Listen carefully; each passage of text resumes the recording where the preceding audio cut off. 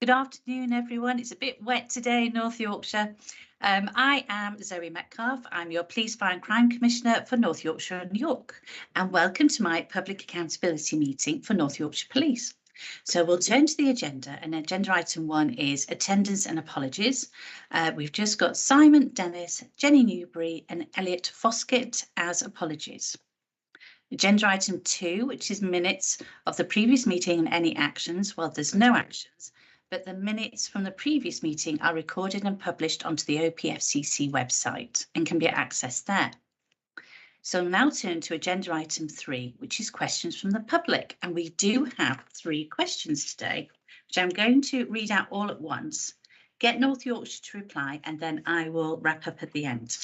So the questions are from, so the first one is from Ian Conlon, Mayor of Malton Town Council. Has North Yorkshire County Council's new road safety policy had any noticeable effect on the KSI, which is killed and seriously injured rate, since its introduction? The second question comes from Deborah in Goldsborough. How does the Police, Fire and Crime Commissioner plan to support 20-mile-per-hour zones around schools where speeding cars increase traffic and parking on busy corners further increase the chance of accidents as each year goes by? What is the timescale to support 20 is plenty in all North Yorkshire villages and where speed puts children and parents in danger? And how can local parishes harness the support of the Commissioner for reducing speeding through our villages, for example, Goldsborough and Flaxby? I believe we have another question. Is that right, Simon? Here we go. From Keith Ibbotson from Tholthorpe Parish Council, who's the chairman. 1. How will the Police, Fire and Crime Commissioner challenge North Yorkshire Council and North Yorkshire Police on their lack of compliance with Department for Transport and Association of Chiefs Police for Officers guidelines on road speed limit enforcement? We have not witnessed any enforcement in Tholthorpe Parish. 2. In what way will the Police, Fire and Crime Commissioner support increased demand in North Yorkshire for 20 miles per hour zones in rural areas? And 3, what resources are being invested into tackling the increasing problem of non-compliance with speed limits? Vehicles with modified engines and exhaust systems causing excessive noise and distress to the point of intimidations to residents, including the elderly. Right, so I'm going to hand over to Michael Walker. So Michael, can you come in first, please? Yes, I can. Thank you, Commissioner. So just in terms of the first one, which relates to the new radio. Oh, Michael, can I just stop you there because we can't hear you very well? Oh, is that better? That's better. Thank you. Oh, I thought my voice was loud enough to be heard from anywhere, but clearly it isn't. My mum was wrong. So yes, just in reference to the new road safety policy and any noticeable effect, what I would emphasise to start with is that the strategy does take time to influence behaviour, which you would absolutely recognise. What I would say is our safety camera van fleet, which has 8 vans, 8 large vans, 4 small vans and 2 motorcycles, they're continually deployed across North Yorkshire, and we do enforce over 80,000 speeding violations per year. We do consider the areas that we do deploy to based upon a sophisticated use of death and serious injury collision data, community concerns, data logger deployments and areas with speed related collisions. But it's clearly not just about the police side of things from that side. So we have obviously introduced also a North Yorkshire Police Road Safety Team, including a dedicated analyst as well. And just in terms of the stats, in terms of, well, has the whole road safety strategy had an impact? What we've seen is that the number of fatal collisions have actually seen a continued plateau in terms of the numbers. We haven't seen a rise and we haven't seen a decrease. We have seen a slight decrease in the number of serious collisions and also the number of minor collisions. Now, moving forward, the partnership does aim to continue to build momentum and improving the joint working to tackle local issues. One example to talk about is Op Republic, which is the partnership response to the Selby Fork antisocial behaviour issues, which were essentially large spontaneous car rallies and antisocial behaviour. certainly that partnership approach has resulted in a dramatic reduction in such events and robust policing, with drivers violations. So another example would be this week is the start of the NPCC National Speed Enforcement Fortnight, which you will be aware of. Yesterday was National Safe Speed Day, where various specialist and local neighbourhood policing teams, in addition to camera safety van deployments, were conducted and speed operations were run across North Yorkshire. So absolutely in its infancy in terms of waiting to see what the results are, give you some details in terms of the KSIs and a number of fatal collisions, but there is joint working through Op Republic and the work that we're doing over the speed enforcement fortnight as well.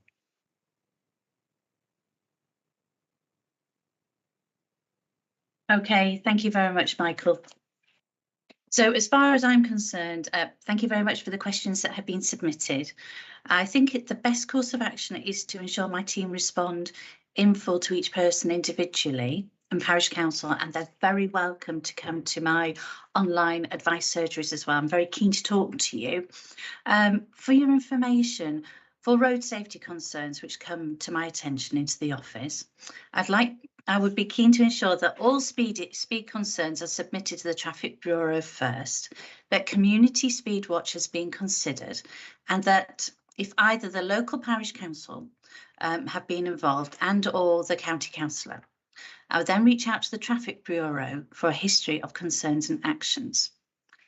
And what I really want to say is I'm very committed to the effective delivery of York and North Yorkshire Safer Roads strategy, which I launched with the chair of the Road Safety Partnership last year, and I will ensure that the delivery of the partnership work is information included in all the responses. So really keen to have a conversation with you separately, and let's take that forward. Okay, thank you very much. Right, on to the next agenda item, which is agenda item 4, North Yorkshire Police, the presentation and question section. So Michael, I believe it's over to you again. Thank you. So I will just pull up the NCPI PowerPoint. Share my screen, 1 second.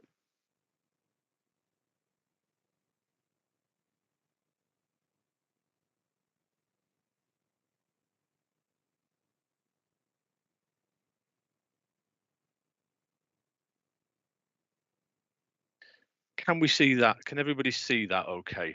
Yes, we can. Thank you. So there'll be a couple of points, everybody, through this, where I will come out of the presentation to try and physically show you some examples, especially of some public protection notices, which is one of the reasons in terms of this update on the National Child Protection Inspection that we wanted to try and achieve. But just for everybody, it's temporary ACC Mike Walker. I'm in charge of local policing for North Yorkshire Police, and I've got 40 minutes currently to take you through the presentation and some questions as well. I'll try and leave as much time as possible for questions. If there are any as we go through, but please feel free to put your hand up. I probably won't be able to see it from here, so if you can just give me some guidance when there is a potential question. So what we're going to go through is initially briefly some background and context, and then there were a number of questions that we've answered. There's around 14 slides in total, which I'll go through and largely cover off some of the strengths, challenges, opportunities, aims and results under those questions. So with reference to background and context, obviously you can see there that we had a national child protection inspection that took place in November 2021. Now the HMIC-FRS essentially said that the forces child protection arrangements were not consistently providing either the quality of service or a good enough response to effectively safeguard children in North Yorkshire. Then that report generated 10 recommendations.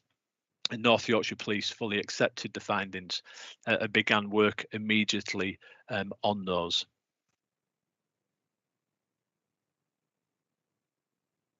So the first question here, which was around how to demonstrate that North Yorkshire Police has ensured officers obtain and record children's concerns and views, including noting their behaviour and demeanour. So what I will do now is just pull up I'll come out of the presentation and pull up an example of a public protection notice that's been heavily redacted for obvious reasons to take out locations and names, but it'll just allow you to go through it. I won't read it out word for word, but it will allow you just to see some of the actual detail that we do put on these. So this particular one, and I'm going to show you two over the next couple of slides, and hopefully you can see that one. Now, this one in particular is in relation to a child who was caught stealing from a premises. As you can see in there, there's what we use. The location we use as Sandford is something that we use when we look at different from a policing point of view when we use a fictional place. But essentially, this is something that has happened, and this is the detail that the PCSO has actually put on the public protection notice. So they clearly put on there in terms of the outlined circumstances of this, which involves a 13-year-old who's been stealing food and drinks from a shop. Now, it talks around in there that the PCSOs previously encountered this individual, and then essentially what they've done is take that young person back to the home address and sat down with their family, which is something that is, from a police officer's point of view, that I've certainly done many times, is take young people home to their parents, because that's often the best way of dealing with something. But clearly what we do now is ensure that we've recorded that correctly to ensure the relevant referrals go in. So we cover off the outlined circumstances. There's then a section to actually go through the risks which relate to this. And as you can see, this is a minor offence of stealing from a shop, but when we get into the detail of it, we go in there, and as you can see under the risk, the house appeared generally messy, did not appear clean, strong smell of animals in the house, and clothes stacked in the hallway and in various different places. So we're seeing the living conditions that child is actually exposed to, and that's what goes on the public protection notice, which is obviously shared with partners. Talks about the impact on all family members within there as well. It talks about the potential reasons why this individual is becoming involved in antisocial behaviour and being on the periphery of low-level criminal activity. Well, clearly they are on the periphery of low-level criminal activity because they've been stopped for theft from shop. Really, really importantly, and I'll mention voice of the child a few times through the presentation, is speaking to the child themselves and actually finding out from them why they're doing it and try and get them to open up with us as well. You can see there on line 3 of voice of the child, away from the home, that individual was more open, because you can imagine if we're trying to speak to the parents and there's something they don't want to speak to us about in front of the parents, that's why we try and take them to one side and speak to them as well, and they're talking there around feeling around peer pressure. It then goes on to talk around strengths and positive factors, which you can read. The adult's wishes and feelings. And you can see from that, we know it's very difficult being a parent, but it's very important that we actually put down what the parent's reaction is, and then the officer's thoughts and action taken. And then in terms of the consent, that the consent to the actual public protection notice being submitted, and there you can see that mum would like to be contacted by relevant agencies that could help her with her child's anger at home, his friendship choices, antisocial use, etc. So it's a real good opportunity for us to get in there and start to do some of that prevention and early intervention. That individual's gone into that criminal activity, very, very minor criminal activity. It means that we're getting in there very, very quickly, and we're sharing this information with partners. And previously, with when I was on neighbourhood policing back in around 2007, 2008, this is something we did, taking children home, but there wasn't. We never always recorded that information and ensured we then submitted it to the relevant agencies to make sure that parent then gets the help. So that's just an example of a very low level public protection notice that we actually look at. And I'll just get back onto the presentation now. Caroline, I can see your hand up as I'm trying to swap screens. Thank you. It was just, I suppose, just to be clear, the subheadings there, so are they're standard then? So for all of the public protection notices, that's obviously the queue. Officers would be looking at that, filling in, completing. I think that's just a bit appreciated. It is. Had to adapt. No, it is, and what we've done, as I'll mention later, is there's been an immense amount of training in terms of the public protection notices, and I'll talk about the audits that we've done as well to try and improve the quality of those, and I'll go through those hopefully in a little bit of time. Yes, it just steers the office of the PCSO, rather than you thinking what's the best thing for me to put down. It really steers them in that in those scenarios, really. Thank you. For some reason, and I do apologise, it's not picking up on that. So let me just get rid of that screen.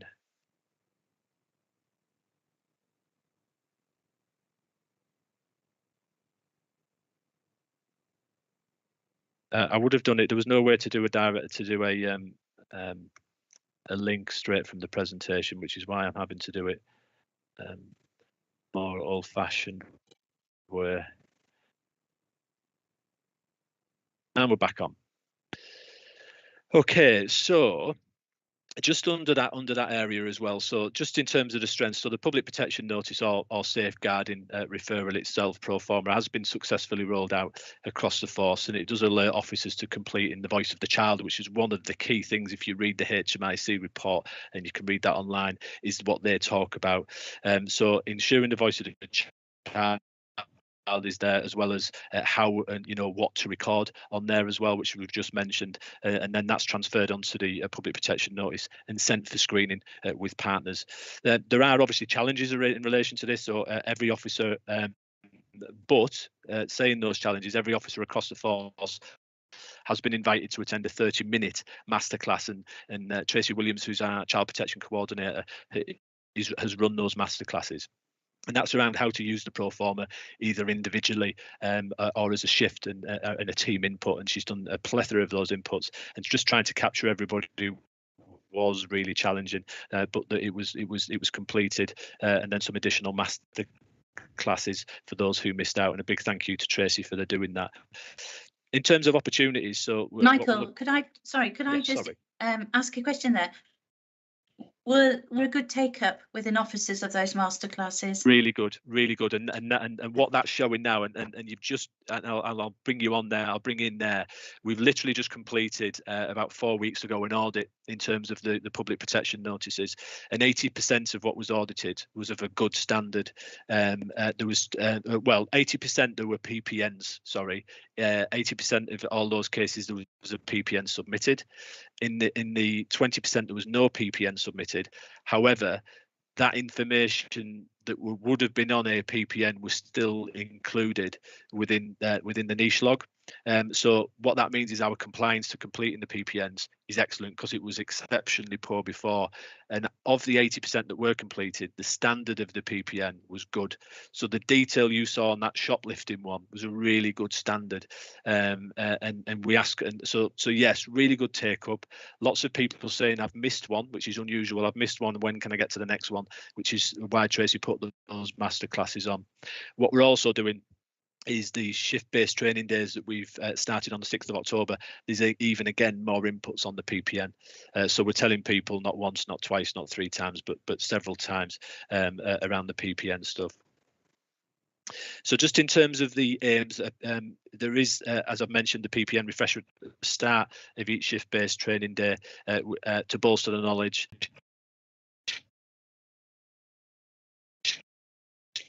We are already receiving praise from our colleagues in social care. Here you go. There is a quote to have a read of in terms of that. And what they are essentially saying there is that they're getting a lot more information that's then been able to be looked at from the MAS stands for multi-agency safeguarding team, to be able to actually look at that and assess, well, who's the best partner then to deal with this particular individual.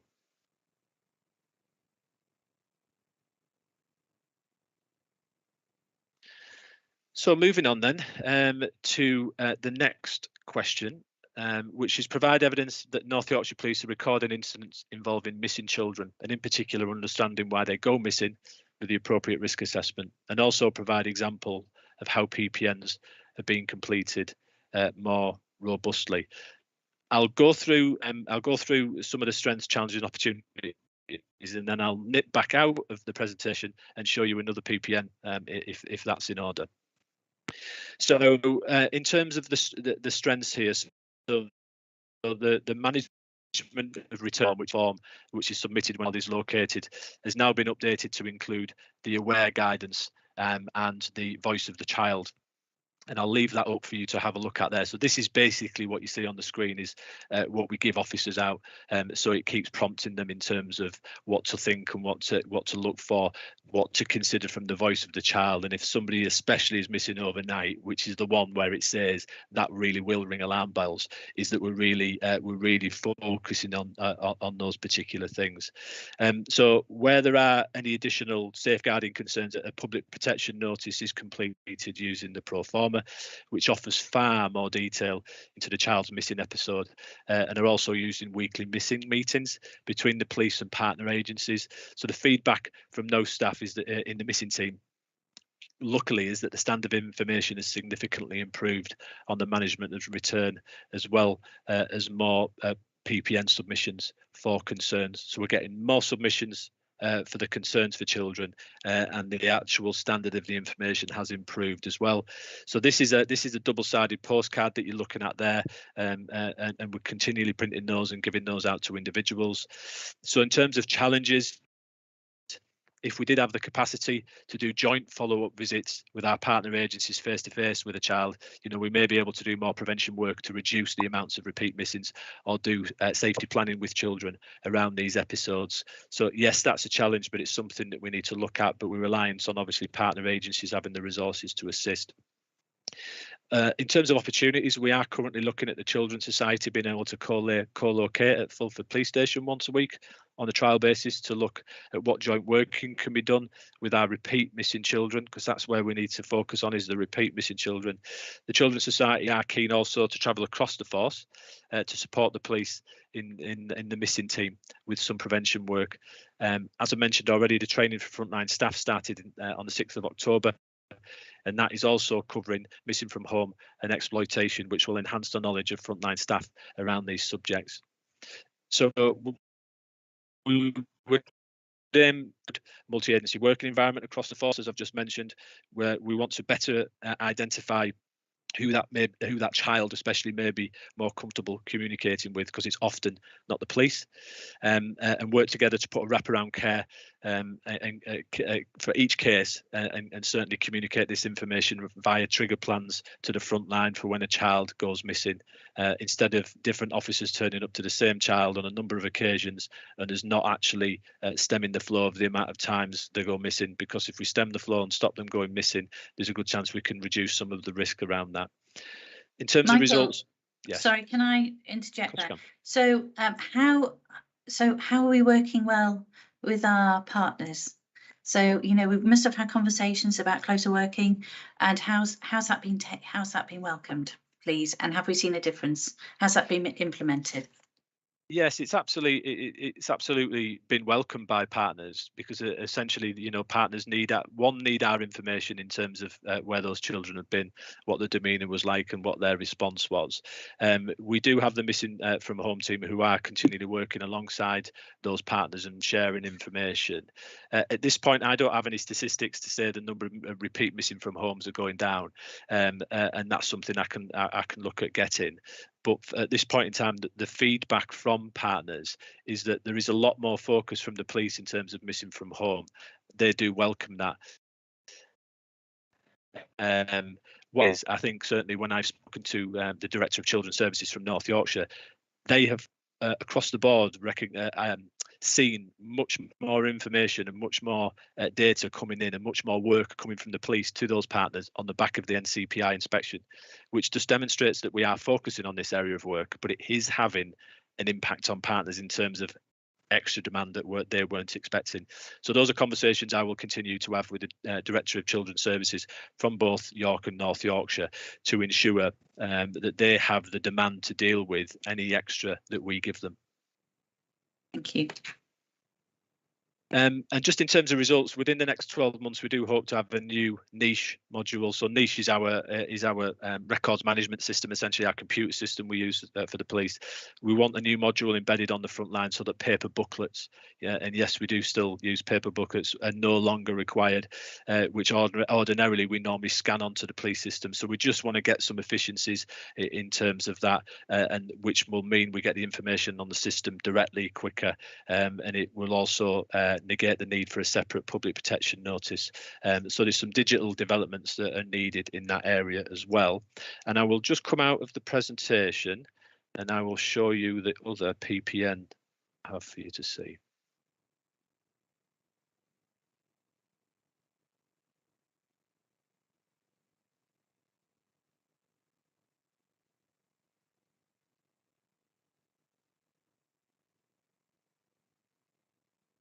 That should begin with.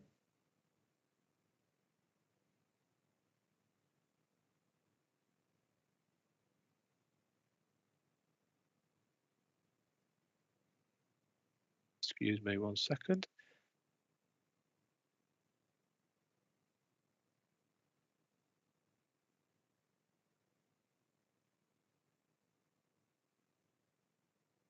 Michael, just before you go into the next slide, I do have another question for you, actually, before we move on.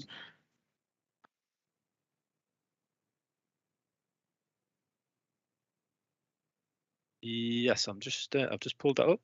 Please go ahead with your question.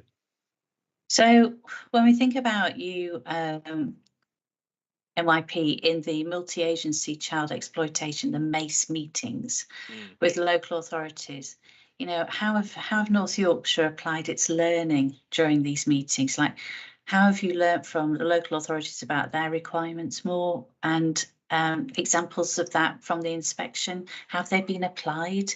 How have we got closer working with our partners? Yes, I haven't been particularly, as you might imagine, in those MACE meetings myself. Some of the work I'm ongoing with is to ensure we have the right chairs of those MACE meetings. So over the last few months, we did have an independent chair. Well, we had a chair, a permanent chair, that was Emma Phillips from North Yorkshire County Council. Over the last few months, due to Emma moving on, the chairing of those meetings has gone to police. So across North Yorkshire, in all the various different areas, the police are chairing those MACE meetings. The feedback has been that they're too police centric. It's very much they're far too much being police led, and the police are saying that as well, because they appreciate they're not the ones who should be chairing those meetings. So a very recent decision has been made within the last 2 weeks that they're going to go to a tri-chair until an independent, so the different partners will be chairing until that independent chair is appointed.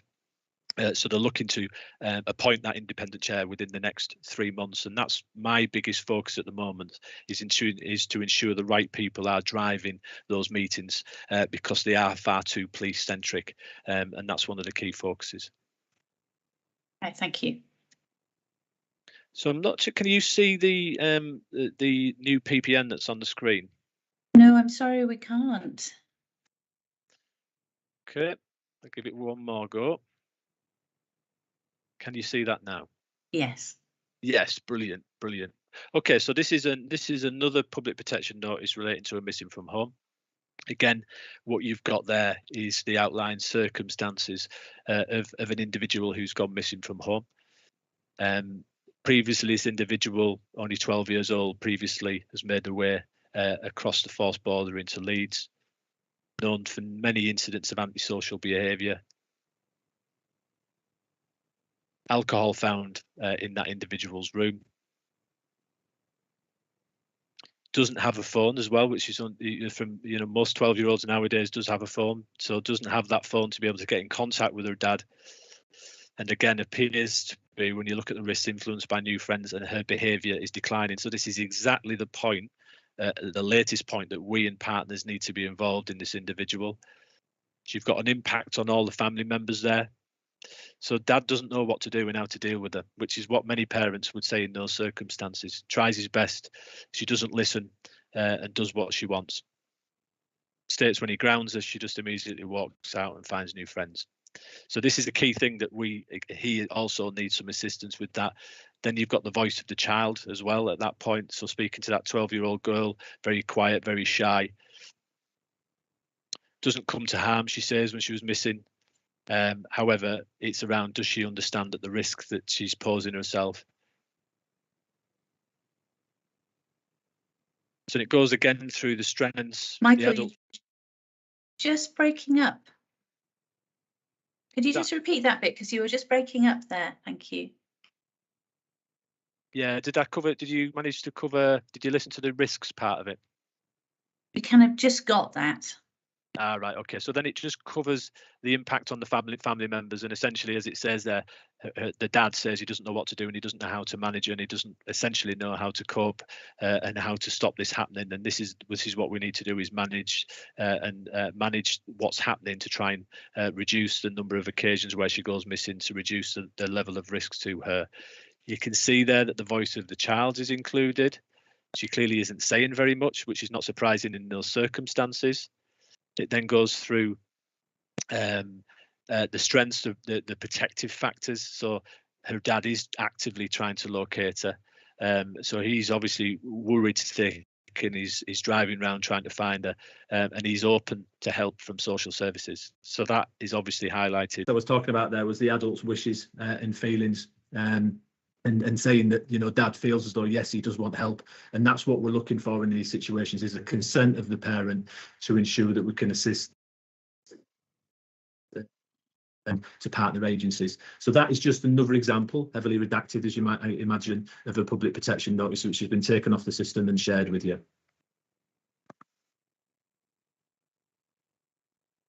So I'll pull the presentation up again.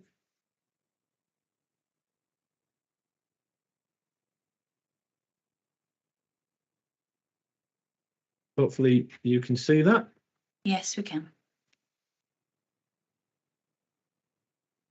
So this is the bit I've already covered you in terms of the question that you asked, which was around identifying how learning has been applied to North Yorkshire Police, working more closely with safeguarding partners around exploitation. And this one is around the MACE meetings. And as I've already described, that there is the plan to have a different chair as opposed to the police chair in all of the time. This is something I'm linked into with our colleagues within safeguarding with partners, and I've seen the plan in terms of what's going to happen in terms of the independent chair, and I do fully support that.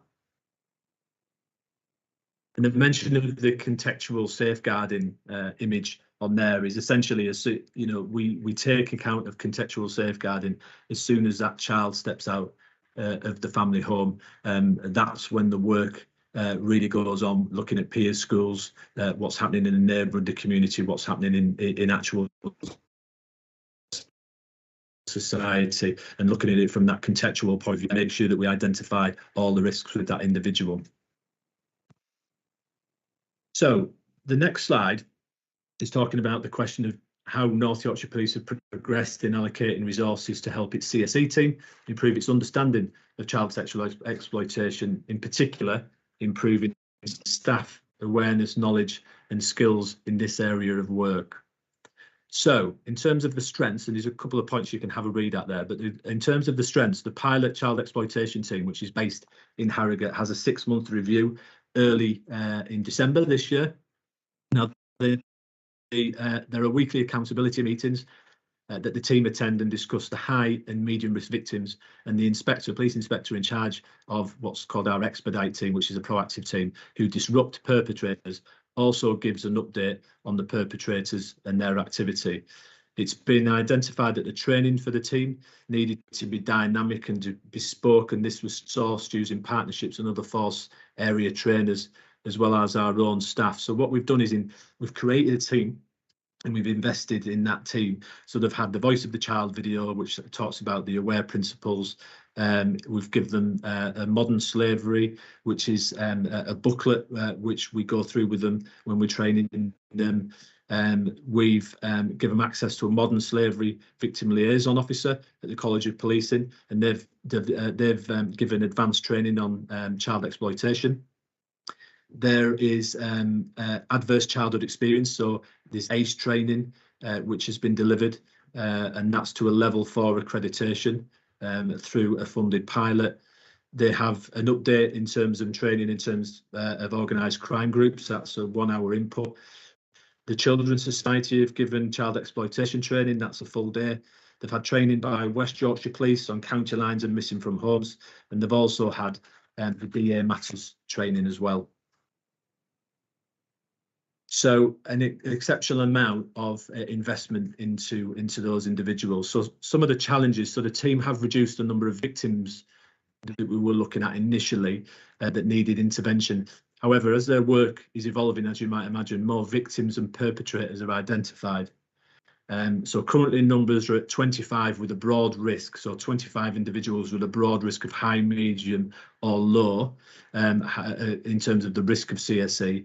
However, another 15 have been identified and they're engaging with the team in order to try and prevent and divert them away from getting adopted at an earlier stage. So this means a small team of 5 is incredibly busy with their success raising, the workload. So training abstractions for the force as well to receive day 1 of the safeguarding training will take some time to be scheduled and completed. So there's a little bit of a challenge around getting that some more training to them. In terms of opportunities, so when the pilot scheme is evaluated, this may show some changes for improvements or additional staffing considerations and may be expanded across the force into other local commands as well.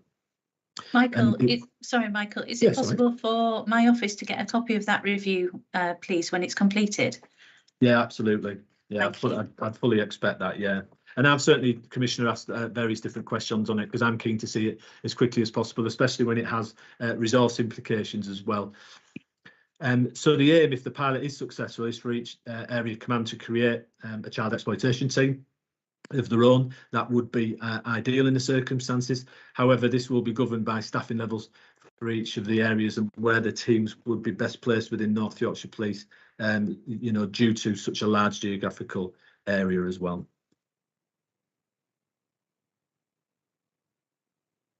So the next question was provide evidence that training adjustments have been made to ensure in relation to registered sex offenders. So in terms of that, briefings from a strength side of things, briefings do continue to be rolled out across the force to frontline. A new safeguarding registers page has been developed on the North Yorkshire Eye, which is our new tasking and briefing process, and it's about to go live for all staff to see. So each area will highlight offenders that need additional resourcing and specific tasks such as intelligence requirements and serious harm protection order compliance checks, which is essentially targeted activity. Intelligence submission numbers have been monitored since March, and analysis on the current numbers of submissions is in progress, that there has been an increase. All student officers, this is really important, receive an input on this topic around RSOs by the Detective Inspector covering the intelligence requirements, recognising flags that we have on our computer systems and the ability and powers to check devices or other prohibitions if that registered sex offender is subject to an order. And student officers continue to come on short attachments to the unit as well, which is really, really good. In terms of challenges, frontline teams don't operate in the same controlled geographical area, so it becomes hard to increase specific intelligence to true local officers.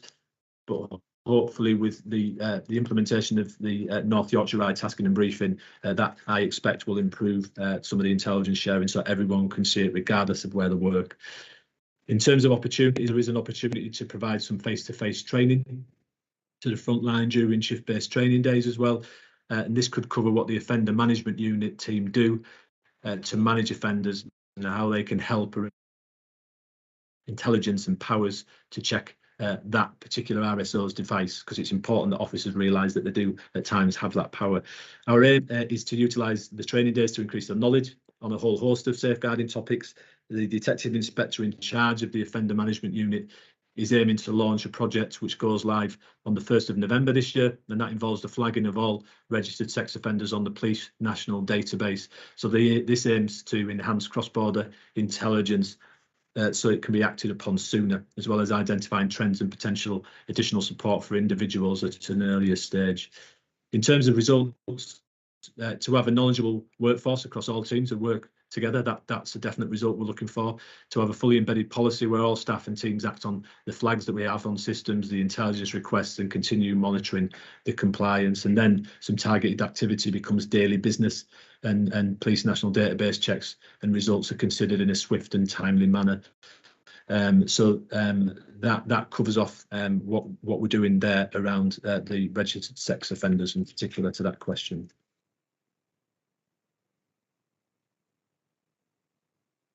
So the next one is around examples on what improvements have been made to ensure appropriate adults are available and promptly attend police stations. So first of all, then, previously North Yorkshire and the City of York operated differently. The City of York have now aligned with North Yorkshire County Council in respect of the call-out procedures and the on-call manager rota.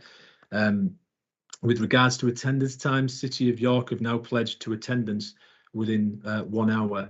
Now, I have been given recent information that for both York and North Yorkshire County Council, that there are some very short waiting times for appropriate adults, so around 15 minutes before an appropriate adult attends, but then some ones that are significant and around between 10 and 15 hours.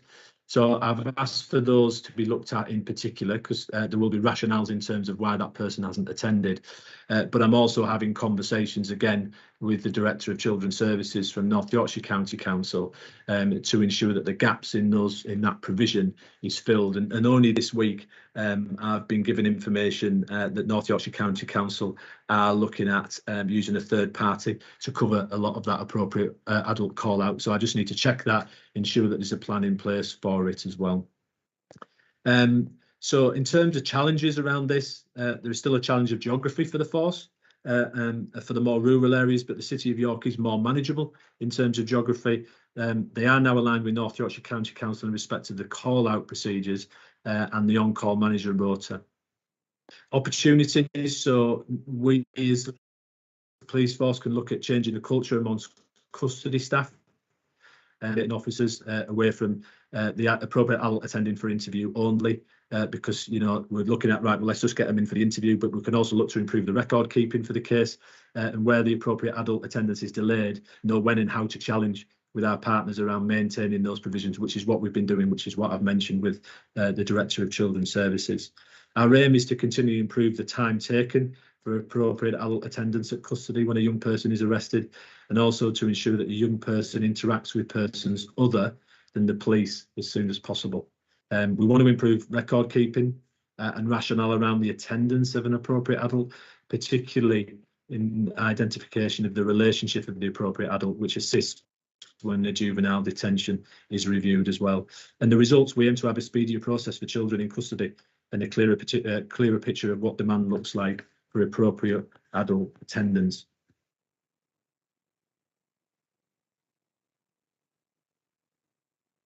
So the next question then is around providing assurance that North Yorkshire Police has applied learning from this, as in the NCPI inspection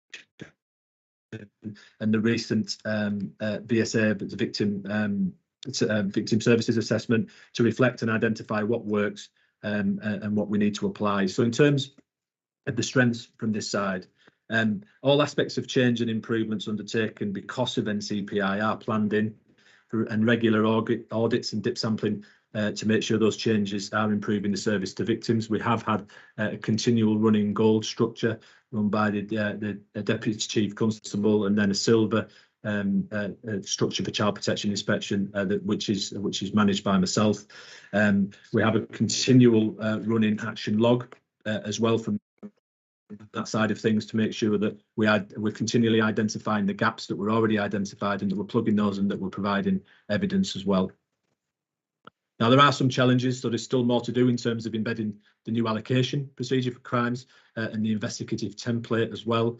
There are opportunities that come with the implementation of the templates, as it provides a structured way of recording the allocation decisions, investigative plans, the progress and subsequently the crime finalisation, which are all the housekeeping elements that we must get right in relation to child protection of related incidents. However, the quality does need to be right, and the aim is to raise our investigative standards, as you might imagine, and provide an improved service to victims. In terms of the actual results, so the business insights team within North Yorkshire Police have been commissioned to conduct an early assessment of whether the allocation in investigative templates have been used, and the report is due imminently to the head of crime. So once this assessment's completed, we can then build on areas for improvement and continue to promote the use of templates to drive up standards. Now, this aims to provide assurance regarding the quality of information being captured, in addition to the use of templates as well.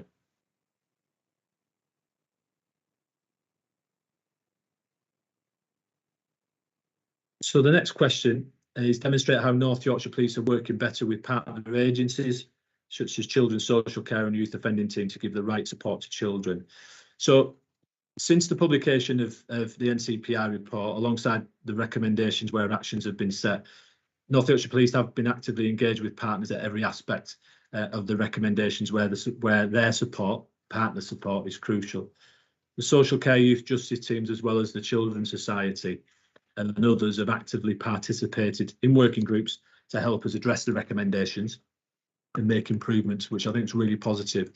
The Public Protection Notice Pro Forma Working Group agreed the form, and the Aware Guide, which you've seen, was rolled out alongside the suggestions for the prompts. So the group gave their own agency's perspectives on how this would improve the outcomes for children, and they've given feedback during its pilot, and the pro forma rollout has been met with positive comments from both the police and partner agencies, and bespoke ones for custody and child exploitation. So there's another Aware double-sided handout that we have for CSE, not just for the custody side of things as well, and not just for missing from homes. So the Aware Guide is also having a bespoke Aware for custody design jointly with the Youth Commission for use in custody areas, which I think is really good. Now that's due to be shared and agreed by the working group, who include social care and youth justice as well. So we're not just saying from a policing point of view, this is what we need. We're sharing that with partners to make sure that those children are getting the best support they can whilst they're in custody. In terms of challenges, each agency uses a standalone system, as you might imagine, for their own of their own. However, some have restricted access in different departments.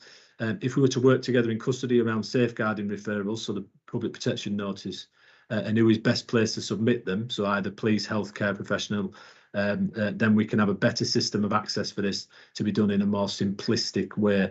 So there is an opportunity for agreement of some access to our police systems for our partners working alongside police staff in custody. That'll be something that needs looking at, and it will not be straightforward, which would give them access to any previous referral that's been submitted by an arresting officer, and that's obviously going to be beneficial, and it would avoid duplication and focus on what is observed in custody, and if it differs from what officers have noted at the scene as well. So that sharing of information and giving them access to it is a big step, but it's something that needs looking at. In terms of aims, we want to make sure every child who attends custody could speak to someone who they're comfortable with and not involved in the investigation as well. At the start, with our partners and colleagues, which introduce procedures in a silo.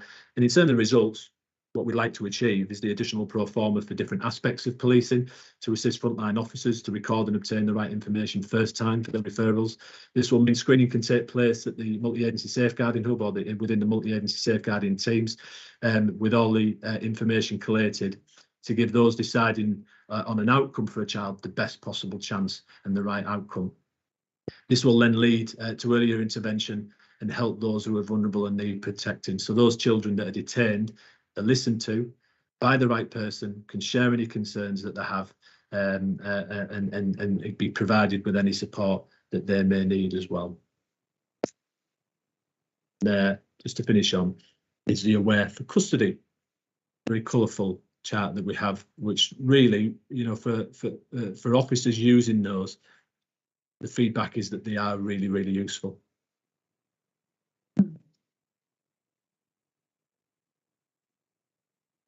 Any questions? Any more questions? I've gone a little bit over time, Commissioner. I do apologise. Well, it's a really important subject, so I'm happy that we have, so that's absolutely fine. I suppose really, am I right in thinking that you have quarterly checks?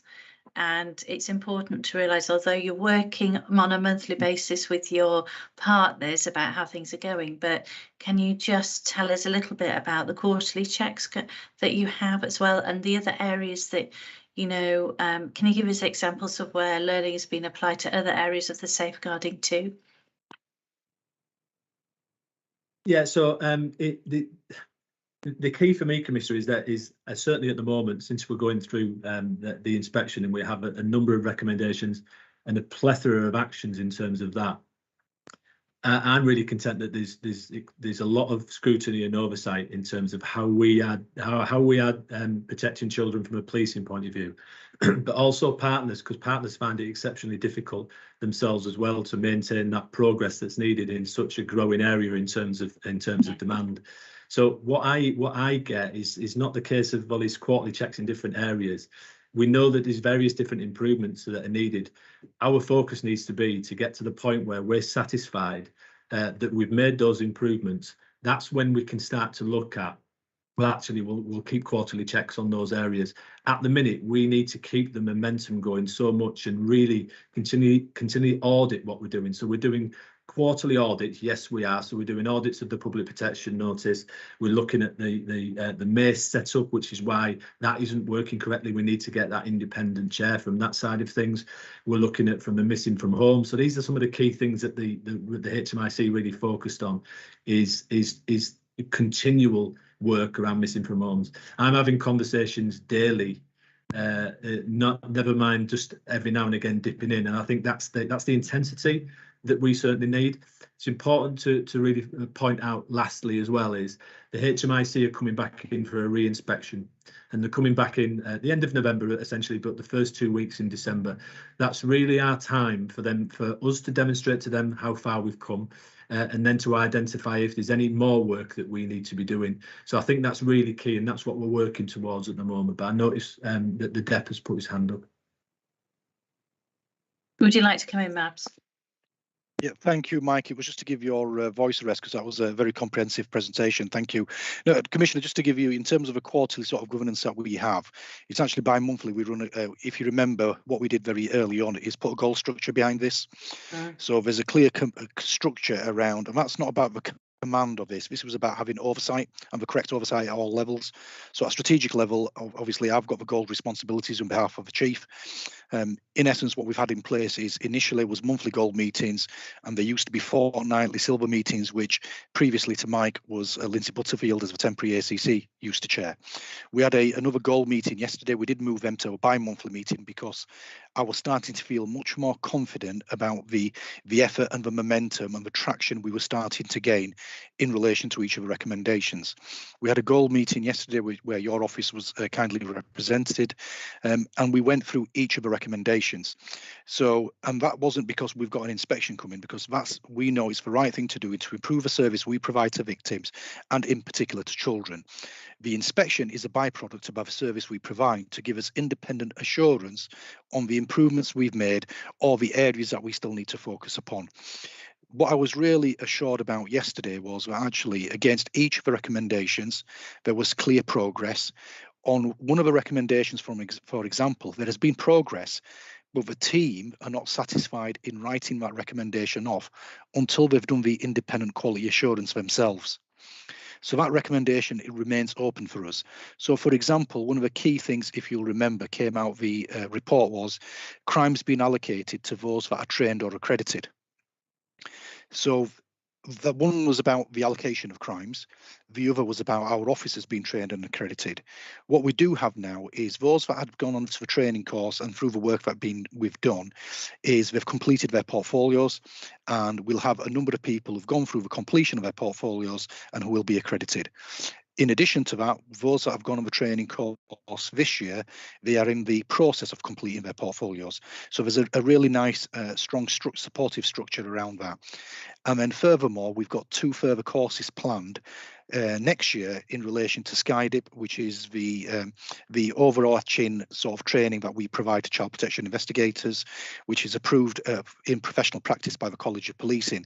There's 2 further courses being planned to future-proof the organisation next year.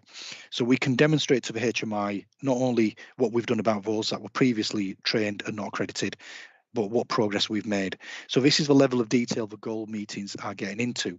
The additional thing that came out yesterday, and it's credit to the team in particular for the work that's been taking place on the ground, that assurance for you and for us as a team is, are we allocating crimes which are what they call PIP2, serious and complex, to the appropriate individual who is trained or accredited.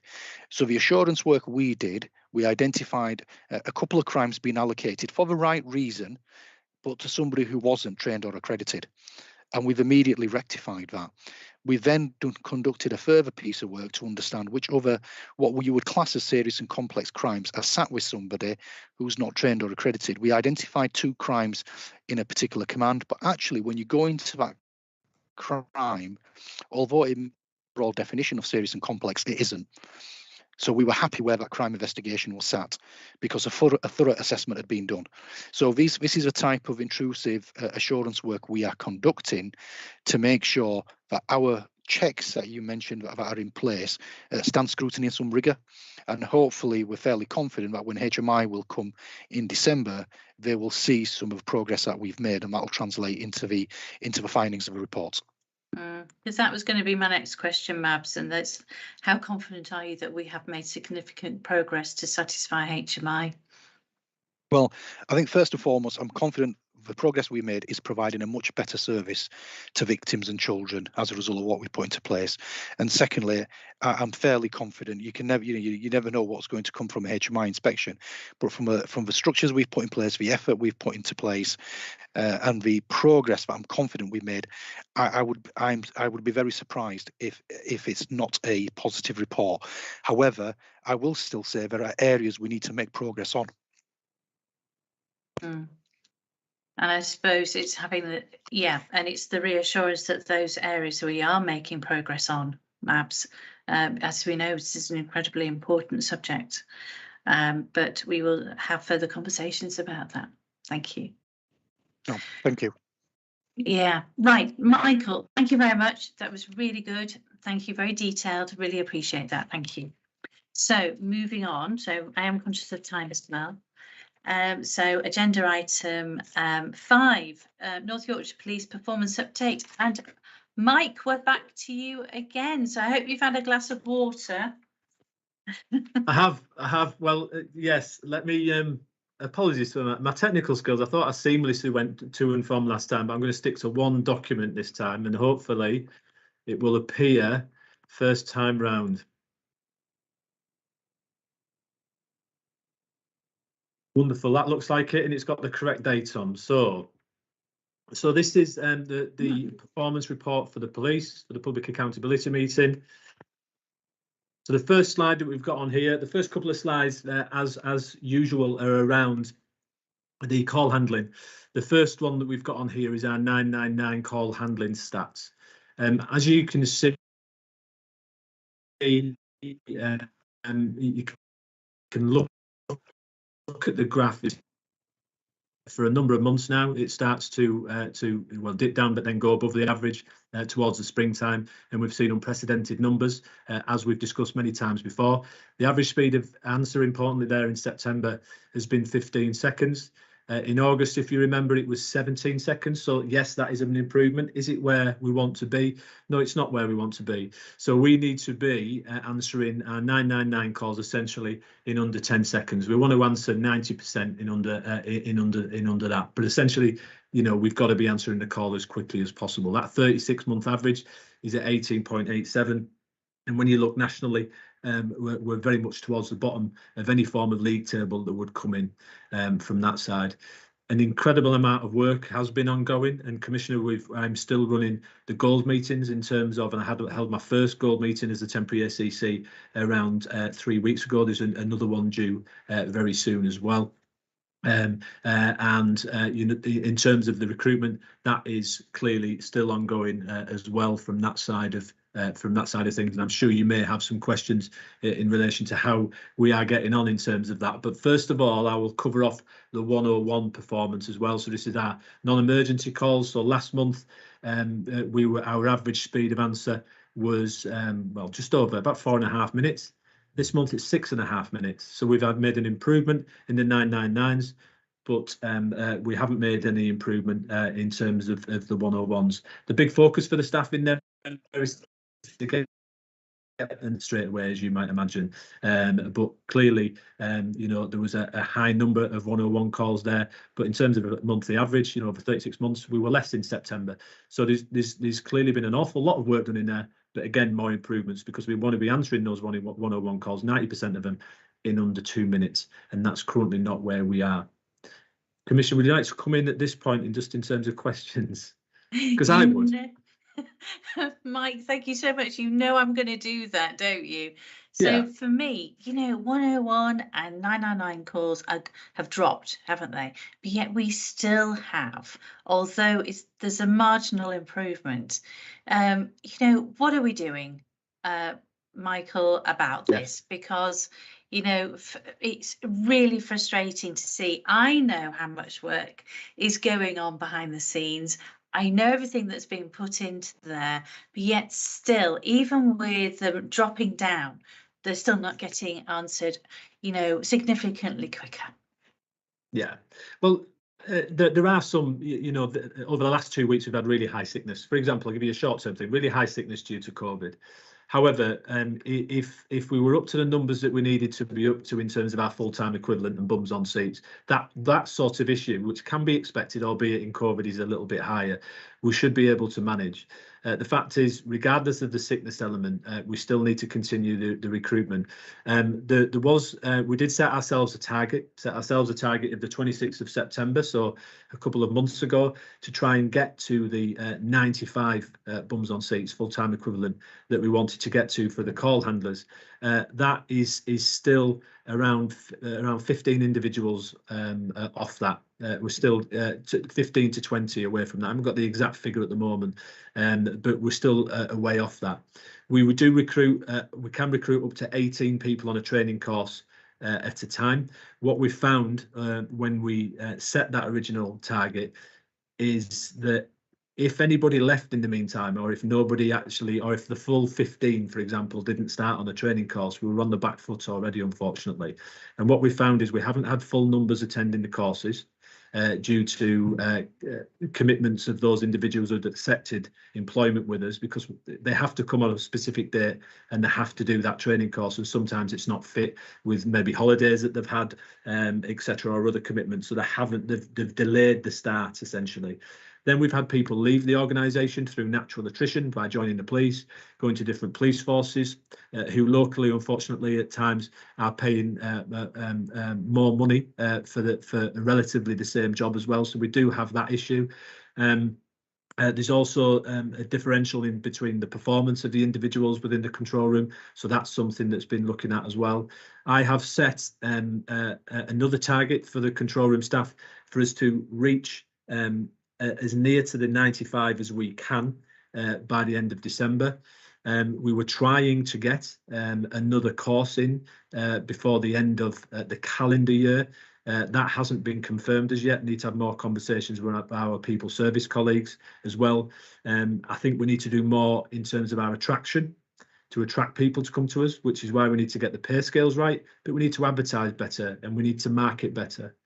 We also, when people accept a job, need to keep in touch with them more, because it might be several months before the start. Well, in the market we currently have now, these people are getting different offers on a regular basis, and we want them to come and work for us, but we want them to feel like that we want them to come and work for us.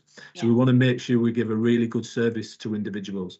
So these are some of the conversations that I'm having with the new head of the force control room, to try, and she's recognising various different issues. We are going to be presenting to my chief officer colleagues at the end of this month with essentially where we are with our plans for recruitment.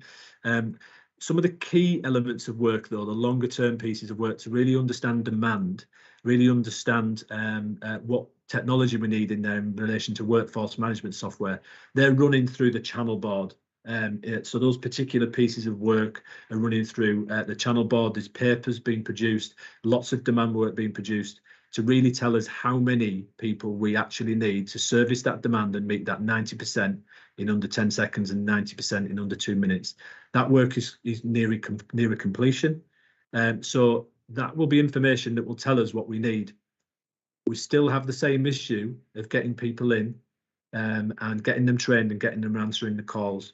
So with the demand going down, yes, you have been told, well, the demand will go down, therefore you will see improvements. There's very minor improvements, and I, along with you, want to see considerably better improvements.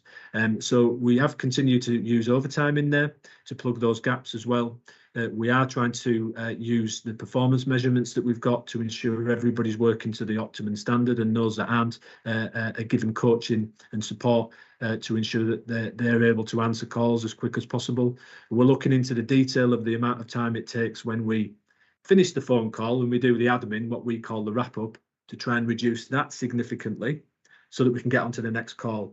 What we've got to bear in mind there is we don't want to lose the quality of what we're recording in terms of the victim service assessment, the VSA, to the detriment. We'll detriment that just so that we're answering more calls. So it's key that we still maintain quality, because the quality of how we deal with our calls has been recognised as a good standard. So it's meeting that balance. We are continually, I certainly speak to the control room on a daily basis, speak with chief officers on a daily basis, especially when we have a really difficult day with the number of 999 calls or the length of time it's taking to deal with it. And we're really scrutinising from our point of view, what are the reasons it was at 15 seconds yesterday or 18 seconds or 20 seconds. So we're asking those questions. You can see from yourself on the logs you receive what the rationale is for that. And sometimes it's out of people's hands, but we need to get much tighter in terms of how we're managing it. And that's the thing that we're really focusing on. My key priority, though, is to get those bums on seats. We need to increase the number of people we're trying to bring in, but in the first place, we need to market it better and attract more people to come to North Yorkshire and work in the control room. Okay, Lisa, can I bring you in? Thanks, Commissioner. Just mindful of time, it's just to add to what Mike said that there are two pieces of work going on here. So just to reassure the public, this is the shorter term piece of work to get the calls answered more quickly immediately. There is a longer term piece of work taking place about what is the future structure of an efficient, effective call handling centre alongside some of those other channels people can contact us on, so digital desks and more single online home, etc. So there's a whole blend of the manner in which people can contact us. What I would say, though, is when you look to forces, and we do look to best practice and other forces, that longer term piece of work, we know other forces have been on that journey already. And those forces have found that they have needed significantly more staff in the control room to meet the standards that we are trying to meet. And we're talking in the region here of, as you heard Mike say, the 95 people, the sorts of forces that are at the top of the performance tables have 150 people in their control room, and they're a similar size and similar demand to us. So that just gives you an indication of potentially the number of people we would need to increase in the control room if we want to be at the top of that performance standard. And of course, we do want to be at the top of that performance standard.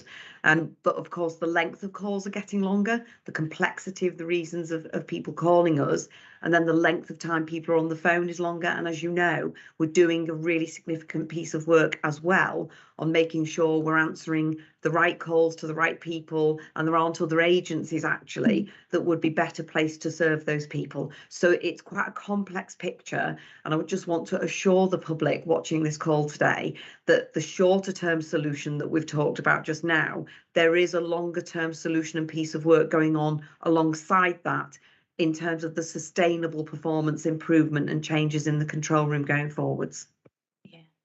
Thanks, Lisa. And I do appreciate there is an awful lot of work that is going on behind the scenes, and also harvesting the data that we need to have those conversations with our partners as well, which I think is incredibly important. And I appreciate Mike, there is a lot of work going on in there, but it's something that I'm very focused in on, which you would be aware of. Obviously, being the voice of the residents of North Yorkshire, this is a real issue. So it's to reassure residents as well that I'm very much on this and have been for some time, and that there is, although it doesn't feel like it, there is progress that's been made, but there is more to do. Okay, let's move on then, Mike. Thank you. So this next slide just looks at the response times. So you can look on the top chart. The orange is the immediate urban. So the blue is the immediate rural, and the P is the grey is our priority related incidents. As I probably mentioned, when we had that spike of the grey in June and July, I talked about that being down to our new incident gradings that we had. And the changes to those gradings, and it take a little bit of bedding in. That has been the case, and as you can see, it's dropped back down to normal levels from that side of things.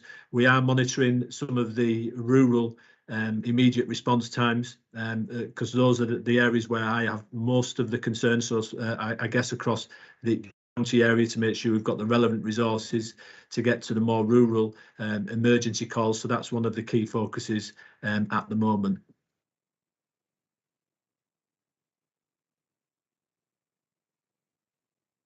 Moving on to crime levels there. So as you can see, the trend at the top in terms of the overall crime levels since August have been dropping down, which is what we would expect in terms of seasonality. You can see there by an account by district, which does not change in terms of York being at the top and Craven down at the bottom, and the list of the 140,000 crimes that we have there over the last 3 years, and with violence against the person always being the predominant one at the top. Then just looking at burglary and robbery, you can see there, looking at the outcome rate of 2.09%. Against last year, against last month is very similar to that. The one difference you've got is the outcome. Sorry, is the awaiting outcome that has risen. So that 31.82 was at 26.91. It's the same for robbery in terms of the awaiting outcome there. That has risen as well, and that essentially is down to the backlog that we have in our crime and occurrence management unit. We are currently running at around a 50% efficiency in there, so there are more crimes being recorded than we are able to finalise, and that's largely some part down to the fact that we're dealing with the housekeeping, focusing on some of the crimes that pose higher risk and higher harm to victims, getting officers to do the relevant administration work to that and put it into those queues of crimes that then need finalising. So we're seeing some general housekeeping increasing some of that awaiting outcome percentage, as we've discussed on a number of occasions previously. I have a paper with some suggested solutions of how we can sustain the numbers in terms of the crimes, to stop them going up and look to start eating into that backlog as quickly as possible. We've had problems again recruiting the number of people, so there was a paper submitted last year of an increase in staff in the crime and occurrence management, and we still haven't seen those bums on seats as yet. So there's a focus to get those vacancies filled as quickly as possible as well. Michael, it's really good that there is a decline in burglary, residential burglary, but how can North Yorkshire Police ensure that there's an effective approach to tackling burglaries, especially in the rural areas? Yeah, Dep, I don't know if you want to come in just in relation to the force performance and some of the scrutiny that we have over burglary, including in the rural areas. Yeah, more than happy to, Mike. Thank you, and it gives you a chance to have another drink of water. So a couple of points if I can come in on, please, Commissioner. And the awaiting outcome rate, firstly, as Mike has said, it's something that we are aware of. It has been increasing. You've rightly flagged it in previous meetings and asked for a more detailed update, which we will provide. There's a paper coming to chief officers, I believe, on the 31st to discuss how we're managing crimes, and in addition to that, with regards to some of the wider customer contact issues in terms of recruitment and performance that we've just Mike's kindly outlined. So we will definitely, it's an area of concern. We'll definitely get into that, and we will have a potential solution, which will be a phased solution, because some of it will be about increased people. That comes with its own challenges. In relation to burglary itself, it has been a feature of a force performance meeting. You'll be aware we've established them very earlier on in the year. You'll also be aware that North Yorkshire Police now is attending every burglary call for a residential burglary for a dwelling. So when we talk about burglary, burglary as a whole also includes outbuildings and sheds. What we are focused upon is the most intrusive type, which is burglary residential, where people's dwellings, their homes have been broken into, whether they are in or not.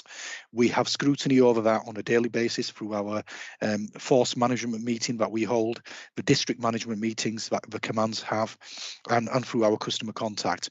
At a recent force performance meeting, we also discussed what our investigative response was, what the investigation plans look like, are we maximising forensic opportunities and other areas. And as a thematic, it'll appear again at our force performance meeting later this year.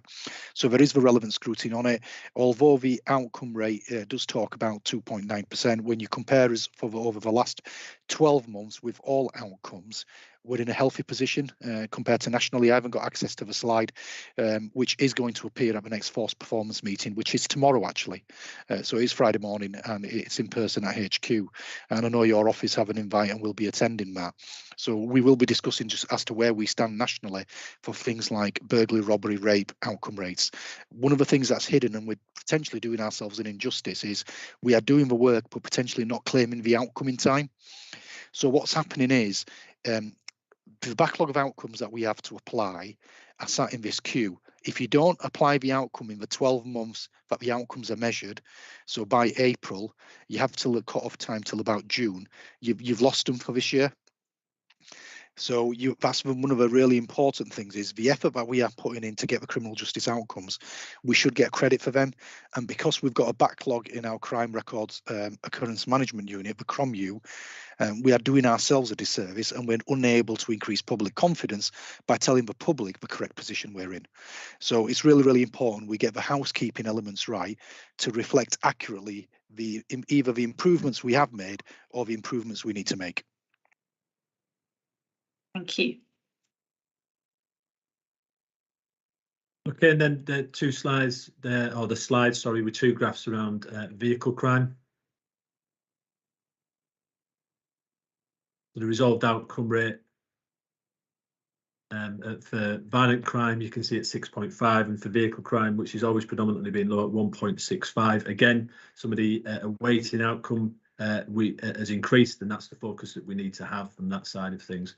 But a big drop off in the violent crime there in the last month. We can see certainly as we go seasonally over the Christmas period, we run up to the World Cup. There may be an expectation that some of that violent crime in relation to public order related offences may rise, and usually does around that time of year. And that's why we will have a number of operations running across the commands with extra resources, and particularly focused on the nighttime economy.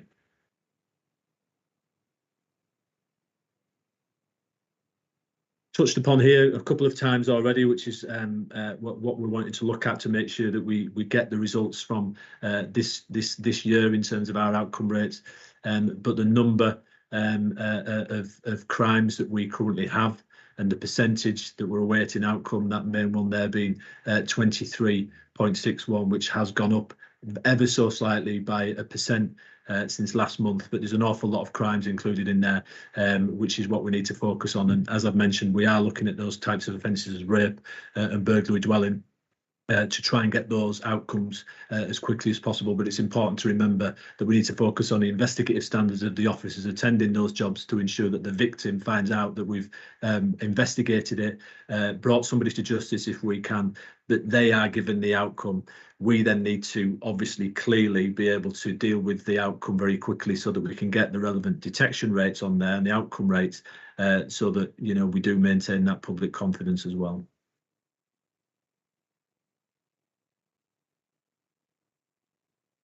The next slide again, so is in relation to the 136 mental health detentions on there. You can see that this month no one was required to be taken out of the county. That often does happen, especially at the top end around the Richmond area. Sometimes we do take people to Darlington as well. You can see there 10 incidents were transported by ambulance, 1 incident not recorded as well. And nearly 19% of detentions resulted in an admission.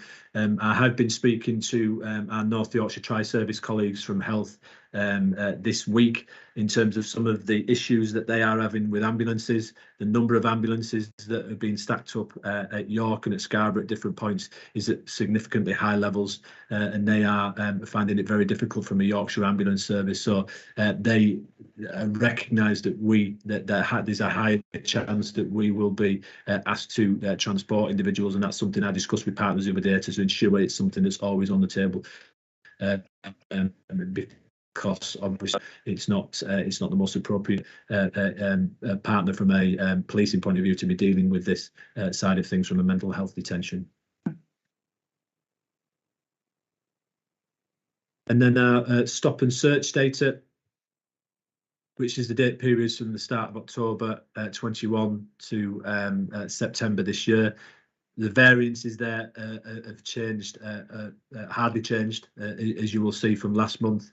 In terms of that, again, to point out from a public point of view that although there appears to be disproportionate stop searches based on ethnicity, this is mainly reflected in the stop search of non-residents, and so the higher positive outcome rates for non-residents support the view that this is intelligent-led and focus on those who commit harm within North Yorkshire. And there's been various different operations. We recently had County Lines Awareness Week, where there was lots of work done around that side of things, and more stop searches, which will have naturally been created on the back of the County Lines activity.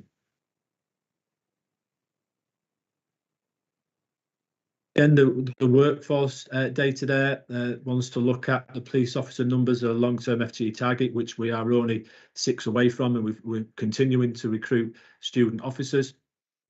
The one there on the PCSOs, the actual PCSO numbers are clearly less than the 229 target budget that we have. There is continual work ongoing to try and attract people to become PCSOs as well as police officers. But there's quite a lot of police staff vacancies across the organisation as well. So as an employer, there are various different opportunities to come and work in North Yorkshire, and we just need to make sure that we maximise the opportunity to market that out and attract these people in, including the force control room, as we've mentioned.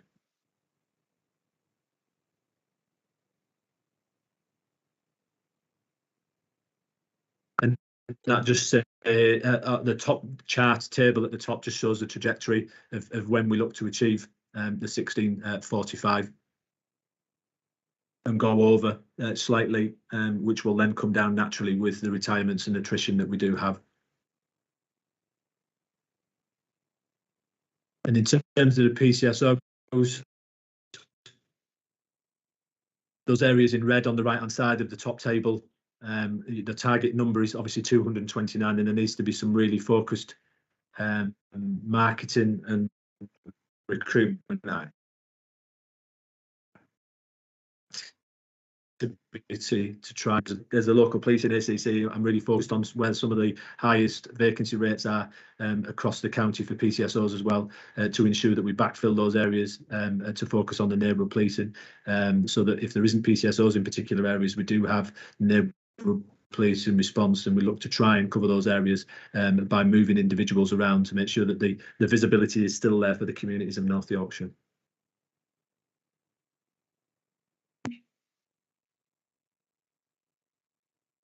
And that is the last slide I have. Well, thank you very much, Mike. You've done a great job this afternoon. Thank you. So turning on to the agenda, and I'm mindful of time. So agenda item 6, questions from the public. There aren't any more. Agenda item 7, any other business. I have 2 pieces for any other business. And the first one is, so the public will have heard over the last few days about Baroness Louise Casey's report into professional standards matters in the Metropolitan Police. Amongst other matters, Baroness Casey identifies failings in terms of the way that the Met has dealt with officers in respect of misogyny and police perpetrated domestic abuse. The report also criticises the Met for not dismissing officers who perform poorly and are found guilty of misconduct, meaning that the Met has not rooted out those who are not suitable to be police officers. Now, whilst appreciating that report is specific to the Metropolitan Police, can the Chief Constable assure the public, through me as the Commissioner, how North Yorkshire Police addresses both unsatisfactory performance and how it deals with misconduct? Lisa, I'd like to come to you, please. Thank you, Commissioner. And absolutely, the professional standards of the people who work in policing have to be exemplary. We are role models to the public, and the public expect to be able to trust the police when they call us and when they have contact with us. So it's of utmost importance that people have that trust and confidence and can trust in those officers and staff that they have contact with. So on the back of Baroness Casey's report earlier this week, we have launched our own deep dive into our professional standards investigations so that we can replicate some of those areas that have been looked into in great detail. However, I would provide the reassurance that we do already look at our professional standards cases, so it's not a case of we're going to look at a deep dive and we don't already do it. So just to provide some of those statistics to the people listening and an assurance to yourself, Commissioner, we already have a lot of processes in place in the professional standards landscape. So encouraging people to report that sort of behaviour that you've talked about in terms of misogyny, sexist behaviour, domestic abuse, some of those really serious behaviours that we would not expect to see in policing. So we've got an anonymous messenger, which is widely promoted. Anybody can report anything on there and it will be looked into. We've got a series of videos that describe and explain to people what's acceptable behaviour, what isn't, and encouraging people to report it. We've got a call it out campaign with posters displayed all over the place, back of toilet doors, etc., to say to people, if you see something that's not right, report it.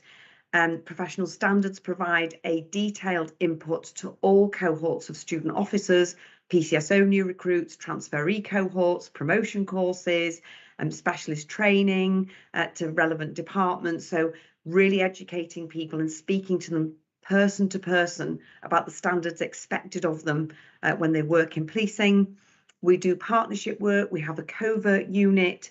We work with our partners. So when the contact they have with people who work in policing, do they spot things that are concerning to us and raise that to our attention? And of course, we publicly notify the misconduct outcomes. So all of our misconduct outcomes for gross misconduct hearings are published on the North Yorkshire Police website. So we provide the full outcome provided by a legally qualified chair or by the Chief Constable themselves. So hearings in accelerated misconduct hearings that I chair myself. So just to give some statistics to the public, since 2016, we have had 19 gross misconduct hearings in North Yorkshire Police.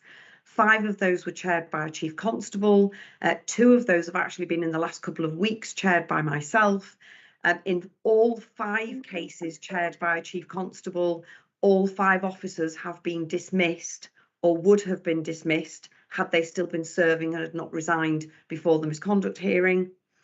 In the 14 cases that were chaired by a legally qualified chair, so that's an external legal professional that chairs those gross misconduct hearings, so 14 cases, 10 officers were dismissed or would have been dismissed if they were still serving. 3 were given a final written warning for appropriate offences, but they weren't offences that you're talking about in terms of sexual abuse, domestic abuse, etc. There were other offences, and 1 officer had retired and no sanction was given by the LQC. So that just gives you an indication of how seriously we take these cases, and we will not tolerate those individuals being serving officers and working within our organisation. The other assurance I would give, mindful of time, is that North Yorkshire Police is piloting and is spearheading something called Project Prism. So Project PRISM is the use of the Police National Database, which is a national intelligence system. We now search every single person who's working in policing through the Police National Database on a monthly basis to see if they've been in trouble elsewhere. So we're doing more checks than the normal vetting standards here in North Yorkshire as a national pilot. That has thrown up very few cases, but has thrown up incidences where officers have been in trouble in other force areas. They haven't told us, and we've picked up on it more quickly than we would have done if we hadn't been using that system. So Commissioner, you're more than welcome to tap into that deep dive work so that you can be appraised fully on a regular basis of our findings, but just to offer that assurance really that we do take it very seriously. And you've heard the dismissal rates for those people who've been involved in gross misconduct here in North Yorkshire. Thank you, Lisa, and I'd really appreciate that. And you do keep me updated, however, anyway. Simon, can I bring you in, please? Yeah, thanks, Zoe. And I don't want to take up too much more time because I appreciate we've run slightly over. But you've been very clear, Chief. Thank you about the misconduct aspect of matters. Do you have a comment or assurance about the situation in terms of performance, the formal performance regime, as opposed to those things that are wrongdoing? And the reason I ask that is, in general, I think it's important, but also it can pick up signs of unsuitability for the service earlier than the end points that you've discussed, can't it? And I just wondered whether that was something you might comment on specifically in the North Yorkshire context, please. Absolutely. There's two aspects here that I'll very briefly cover. We have adopted a professional development unit approach to our student officer training. So most forces have their student officers, when they're new, going out onto shifts, tutored by people. We've got a professional development unit where there is a much closer, I would suggest, observation of the skills and behaviours of those individuals. So rather than it being diluted across the force and being assessed on different shifts by different people, there is a set of standards within that professional development unit. So people are much more overtly monitored, shall we say, or monitored in much more detail in terms of their behaviours, and it's picked up quickly. We use Regulation 13. I would suggest more perhaps than other forces. So we have a strong use of Regulation 13. And what Regulation 13 is people's behaviour, performance, and the phrasing that's used in Regulation 13 is where it appears that an officer will not meet the standards that we would expect of an officer, and we think they're going to ever meet those standards, and we dispense of their services very quickly for that reason rather than allowing them to continue in service. So we regularly use Regulation 13 to remove people from the police service quickly as a student officer.